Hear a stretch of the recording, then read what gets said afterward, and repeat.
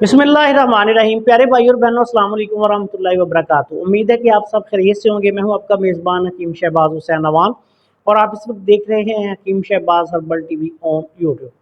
प्यारे भाई और बहनों, आज की इस मुख्तसर सी वीडियो में मैं आपकी खिदमत में हाज़म कमौनी का एक बिल्कुल आसान सा सस्ता सा नुस्खा पेश करने जा रहा हूँ।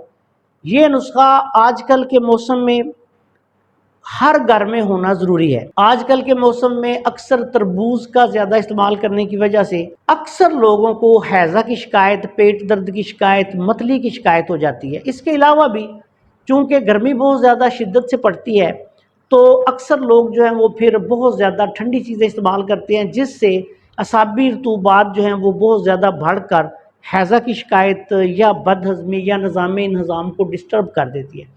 तो ऐसी सूरत में ये नुस्खा बनाकर इस्तेमाल करें तो इंशाअल्लाह ताला ये मसाइल जो हैं वो पेश ही नहीं आएंगे।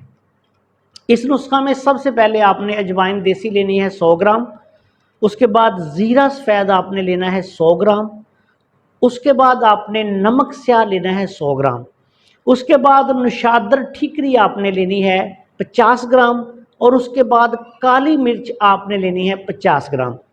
इन तमाम अद्वियात को पाउडर बना के किसी डबिया में महफूज रखें। ये एक चूरन सा बन जाएगा।